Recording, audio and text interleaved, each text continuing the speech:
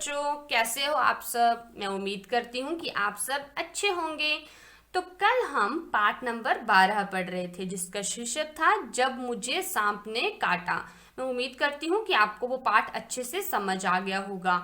और कल हमने उसको पढ़ने के बाद कुछ प्रश्नों के उत्तर भी किए थे। तो आज हम इस पाठ को आगे पढ़ना शुरू करेंगे और उसके बचे हुए प्रश्नों के उत्तर करेंगे।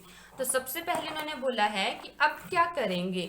आपको बोला गया है कि अगर ऐसा आपके सामने होता है या ऐसा कुछ आप अपने आसपास देखते हो तो आप क्या करोगे। तो इसके लिए उन्होंने बोला है कि आपको इसके लिए अपनी कक्षा में बातचीत करनी चाहिए और हो सके तो किसी नर्स या डॉक्टर को कक्षा में आमंत्रित करना होगा।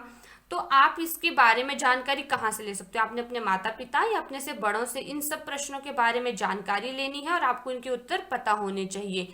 आपने अपनी कॉपी के ऊपर अपने माँ बाप से माता पिता से पूछ के इनके उत्तर लिखने हैं।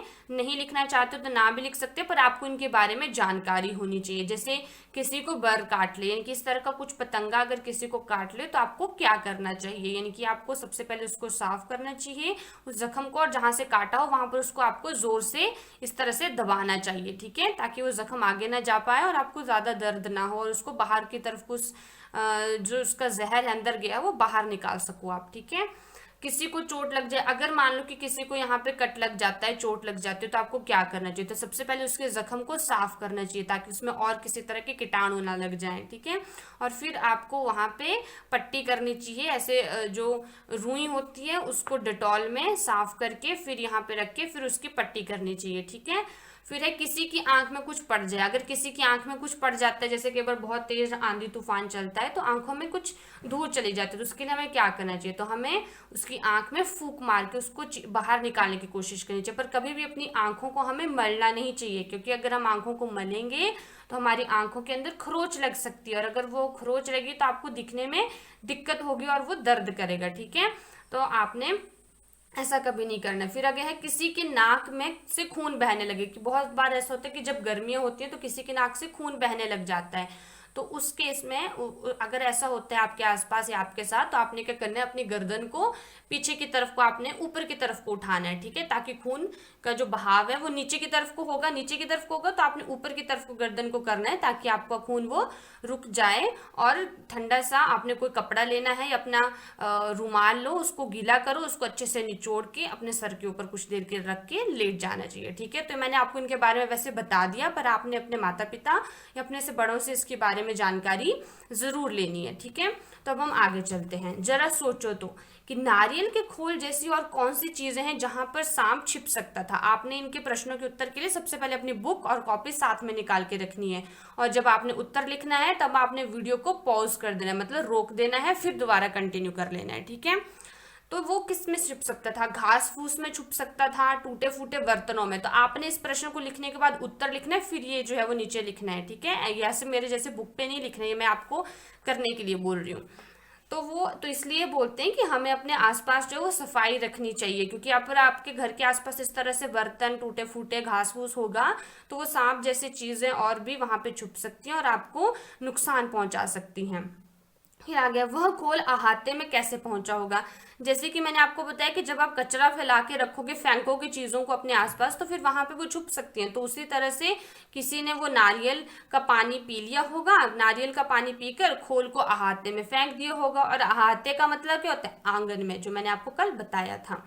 फिर घर के हिस्से, नीचे कुछ शब्द दिए गए हैं, उन शब्दों में से कुछ शब्द घर से संबंधित है, उन पर घेरा रखिए। बहुत ही आसान प्रश्न है, आपको इसके बारे में खुद भी पता होना चाहिए। वैसे तो मुझे बताने की जरूरत नहीं है, आपको पता है कि घर से संबंधित कौन कौन सी चीजें हैं, जैसे अहाता हो गया, आंगन हो गया, रसोई, छज्जा, कमरा, मुंडेर, बरामदा, सीढ़ी, अटारी, छत। तो ये सब चीजें जो है वो घर से संबंधित है। तो आपने इन सबके ऊपर जो है इस तरह से गोला लगाना है, ठीक है। फिर हम आगे चलते हैं। सांप पास आपको बोला है क्या समझे, कि आपने क्या समझा। नीचे लिखे वाक्यों का मतलब बताओ। ये जो नीचे आपको वाक्य लिख के बताए हुए हैं, आपने इनका मतलब बताना है। जैसे पहला है सांप पास की झाड़ी में गायब हो गया। अब आप इस बात से क्या समझे कि क्या हुआ होगा। तो इसका मतलब ये हुआ कि सांप जो है वो छिप गया, है ना, वो गायब होगा। मतलब यहाँ पे बोला कि सांप पास की झाड़ी में गायब हो गया, मतलब कि सांप, आप लिख सकते हो कि सांप छिप गया, ठीक है। ये आप इसका उत्तर में लिखोगे, सांप छिप गया। फिर है वह चट मुझे वह चट मुझे गोद में उठाकर भागे। तो इसका मतलब क्या हुआ कि उसके जो नाना जी थे उसको चट का मैंने आपको मतलब बताया था कि जल्दी से उसको गोद में लेकर भागे। तो इसका मतलब हुआ वह जल्दी से मुझे गोद में लेकर भागे। ठीक है, तो आपने इस तरह से लिख देना है, गोद में लेकर या उठाकर। यहाँ पे उठाकर लिखा है तो आप उठाकर ही लिखो। ठीक है, उठाकर भागे। और आपने ये सब अपनी कॉपी के ऊपर करना है, बुक के ऊपर फिल करना है, उसके बाद कॉपी के ऊपर भी लिखना है साथ में। अब बच्चा खतरे से बाहर है, ऐसा उस झाड़ फूक करने वाले बूढ़े आदमी ने बोला था। तो इसका मतलब क्या हो कि अब जो है वो खतरे की बात नहीं, अब डरने की बात नहीं होती। यहाँ पे लिखोगे कि अब डरने की कोई बात नहीं है, ये इस वाक्य का मतलब हुआ। फिर आगे है, नाना ने उसके लिए बहुत सी चीजें भेंट में भेजी। मतलब कि उसके नाना उसको बहुत सारी चीजें जो है वो गिफ्ट करी, मतलब उपहार में दी। तो आप लिखोगे कि नाना ने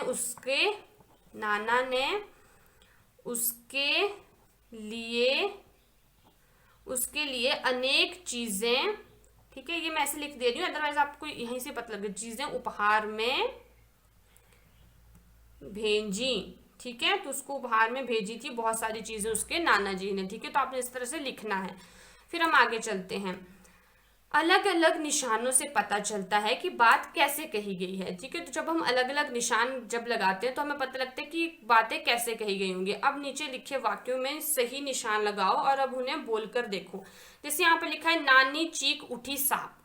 जब यहाँ पे कोई शब्द किसी तरह के इस तरह के निशान का उपयोग नहीं किया गया तो आप समझ नहीं पाओगे कि वो क्या कहना चाह रही हैं, कि उनकी भावना क्या है उसके पीछे। तो जब आप इस तरह से इसके पीछे विस्मयादि बोधक, इसको हम बोलते हैं, ये जो निशान होता है ना, ये इस तरह से एक डंडा और उसके नीचे बिंदी, इसको हिंदी में बोलते हैं विस्मयादि बोधक, या इंग्लिश में हम इसको बोलते हैं एक्सक्लामेटरी। ठीक है, तो आपको हिंदी में हम पढ़ रहे हैं जिसको हम विस्मयादि बोधक बोलते हैं। तो जब हम इस निशान को लाते हैं तो हम इससे अपने भाव, जैसे हैरानी होती है आपको या बहुत खुशी होती है, जैसे हुर्रा, या आपको हैरानी होती है क्या, इस तरह से करते हो तो वहां पे हम इस निशान का इस्तेमाल करते हैं। और इस निशान का मतलब होता है कि आपको कोई, जैसे आप किसी भावना को प्रकट करना चाहो अपनी, तो वो आप प्रकट कर सकते हो। इस का हम वहां पे इस्तेमाल करते हो। जैसे नानी चीख उठी सांप, तो जब आप अब इसको पढ़ोगे तो आपको समझ आएगा कि वो डर चुकी थी, तो इससे आपको उनकी भावना का पता लग रहा है। फिर आगे है, सांप धीरे धीरे रेंग रहा था। तो सेंस तो है, मतलब ये जो है वो बात तो बनी है, लेकिन अब आगे अगर आप कुछ लिख दोगे तो वो चीज एक साथ पढ़ी जाएगी। तो अब आप इसके आगे पूर्ण विराम लगाओगे। क्यों लगाते हैं हम पूर्ण विराम? ये बताने के लिए लगाते हैं कि हमारी बात खत्म हो चुकी है। अगर आप किसी को कहोगे अच्छा ऐसा हुआ, और उसके बाद आपने अगली बात हुआ था, ऐसे पूर्ण विराम का मतलब कि आप थोड़ा सा रुकते हो, तो मतलब कि आपकी बात वो खत्म हो गई है। अगर आप ऐसे बोलते हो कि अच्छा ऐसा हुआ, तो उसको वो जो आगे वाला व्यक्ति हो वो ऐसा समझेगा कि आपकी बात खत्म नहीं हुई है। ठीक है, तो हम यहाँ पे पूर्ण विराम का इस्तेमाल करेंगे। फिर आगे, क्या तुम बाजार चलोगी? वो बोलते हैं कि क्या तुम बाजार चलोगी। अब ये उसको आगे वाले व्यक्ति को समझ नहीं आएगा कि वो मुझसे पूछ रहा है या मुझे आदेश दे रहा है, ये क्या बोल रहा है। तो यहाँ पे हम कौन सा निशान लगे, यहाँ पे हमारे पे लगेगा प्रश्न।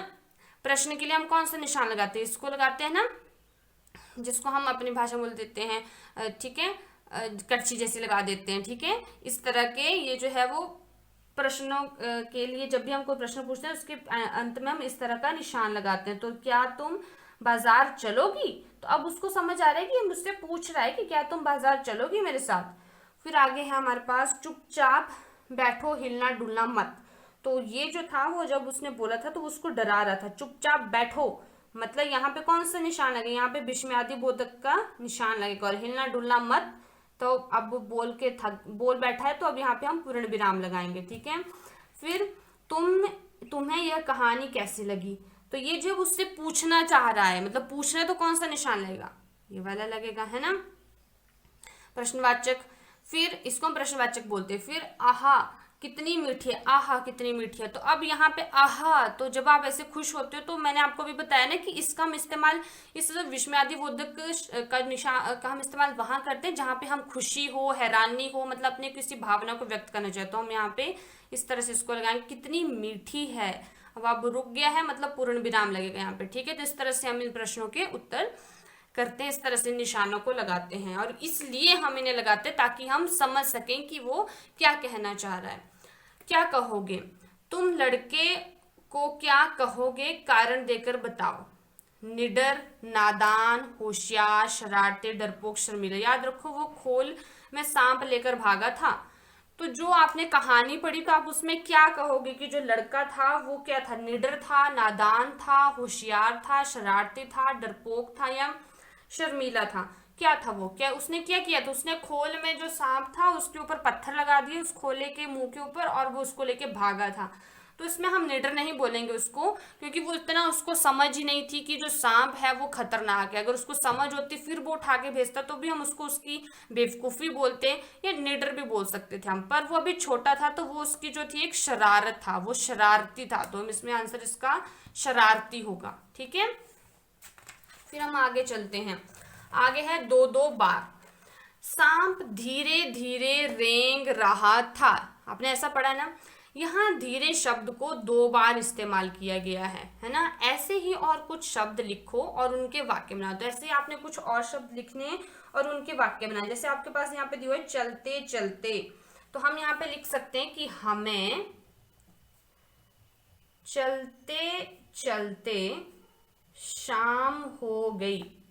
ठीक है, तो यहाँ पे भी 2 बार इस्तेमाल हुआ। यहाँ पे मैंने 2 इसलिए लिखा कि जब कोई शब्द 2 बार होता है तो हम इसको शॉर्ट करेंगे, छोटे तरीके से लिखने के लिए इस तरह से लिख देते हैं, पर आपने पूरा ही लिखना है, चलते चलते 2 बार लिखना है आपने। ठीक है, फिर आगे पीछे पीछे। तो इसमें हम लिख सकते हैं कि जैसे भिखारी या, हाँ मैं यही अभी मुझे यही लाइन याद आ रही है कि भिखारी पीछे पीछे पीछे पीछे आने लगा। ठीक है, जैसे कुछ लोग होते हैं जो पैसे वगैरह मांगते हैं, अगर आप ना दो तो कई बार वो पीछे चलने पड़ते हैं, तो पीछे चलने लग जाते हैं। तो भिखारी पीछे पीछे आने लगा। और कौन सा शब्द आप यूज कर सकते हो? तो जैसे भागते भागते हम यूज कर सकते हैं, मतलब इस्तेमाल कर सकते हैं, भागते भागते। तो इसमें आप क्या लिख सकते हो? जो लोग खेलते होंगे या दौड़ लगाते होंगे उनको पता है कि भागते भागते क्या होता है। खिलाड़ी भागते भागते क्या हुआ? खिलाड़ी भागते भागते थक गया। ठीक है, आप इस तरह से लिख सकते हो। फिर आगे हम बोल सकते हैं जैसे धीरे धीरे, जो यहाँ पे इस्तेमाल किया, आप भी यूज कर सकते हो, इस्तेमाल कर सकते हो इस शब्द को, धीरे धीरे। तो हम यहाँ पे लिख सकते हैं कि बूढ़ा व्यक्ति धीरे धीरे चल रहा था। जो हमारे बुजुर्ग होते हैं वो थोड़ा धीरे धीरे चलते हैं, तो आप यहाँ पे इस्तेमाल कर सकते हो कि बूढ़ा व्यक्ति धीरे धीरे चल रहा था। ठीक है, फिर उसके बाद हम यहाँ पे इस्तेमाल कर सकते हैं जैसे आते आते। तो हम यहाँ पे लिख सकते हैं कि हमें आते आते देर हो गई। जब हम कई बार बाहर जाते हैं तो हमें आते आते देर हो जाती है, तो हम इस तरह से लिख सकते हैं। तो मैं उम्मीद करती हूँ कि आपको अच्छा होगा। और ये आपके लिए एक अच्छी सी कहानी, ऐसे गेम जैसी खेल दे रखी है। आपने जो है वो यहाँ से इसको अपनी नानी जी के पास जाना है। आप कैसे पहुंचाओगे तो आपने ये फिल करना है। ठीक है, उसको भरना है अच्छे से। तो इसी के साथ आपका ये पार्ट जो है वो खत्म होता है। यहाँ पे कुछ ये बताया है आपको कि क्या तुम जानते हो सांप अपना भोजन चबाते नहीं है, वे भोजन साबुत निगलते हैं। ठीक है, कि सांप के पास दांत नहीं होते ऐसे कि वो उसको चबाएं या इस तरह से नहीं होता, वो अपने भोजन को साबुत ही निगल लेते हैं। जैसे अगर ये मान लो पेन, तो वो वैसे खाते नहीं है, मान लो कि वो पेन खाएंगे तो उसको इस तरह से तोड़ेंगे मरोड़ेंगे नहीं, वो सीधा उसको इस तरह से अपने मुंह में इस तरह से निगल लेंगे। सांप कभी बढ़ना बंद नहीं करते। जैसे हम हैं, हम एक उम्र के बाद जो है हमारी जो हाइट होती है, ये जो हमारी लंबाई होती है, वो बढ़ना बंद हो जाती है। जो सांप होते हैं वो कभी भी बढ़ना बंद नहीं करते, हमेशा बढ़ते रहते हैं, लंबे होते रहते हैं। सांप नाक से नहीं सूंघते, सूंघने के लिए सांप जीभ का इस्तेमाल करते हैं, कि वो नाक से नहीं सूंघते हैं, वो जीभ का इस्तेमाल करते हैं सूंघने के लिए।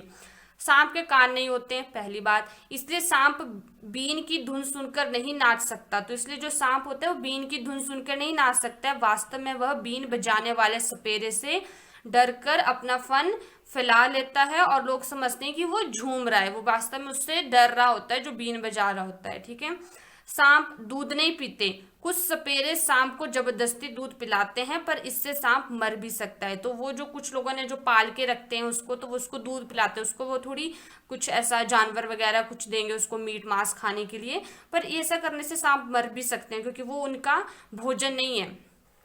फिर जैसे हमारा भोजन घास नहीं है तो हम घास नहीं खा सकते, अगर हम खाएंगे तो हम मर भी सकते हैं। उसी तरह से भारत में लगभग 50 तरह के सांप जहरीले हैं, पर सिर्फ 4 सांपों के जहर से आदमी को खतरा है। कि भारत के अंदर 50 अलग अलग तरह के सांप हैं, पर उनमें से सिर्फ जो 4 सांप हैं वही जो है वो उनके जहर से ही जो है वो आदमी को खतरा होता है। ठीक है, तो ये आपके लिए कुछ जानने के लिए आपके आज हम इतना ही पढ़ेंगे क्योंकि अब इसके साथ हमारा आज का पाठ खत्म हो गया, और कल हम पाठ नंबर 13 पढ़ेंगे जिसका नाम है मिर्च का मज़ा। तो कल आपको बहुत मज़ा आने वाला है इसी के साथ। और अगर आपकी वीडियो अच्छी लगी हो तो इसको लाइक करना, इसको शेयर करना ना भूलें, साथ में इस चैनल को सब्सक्राइब करें और इसको साथ में बेल आइकन को दबाएं ताकि आपको अगली नोटिफिकेशन मिलती रहे। धन्यवाद।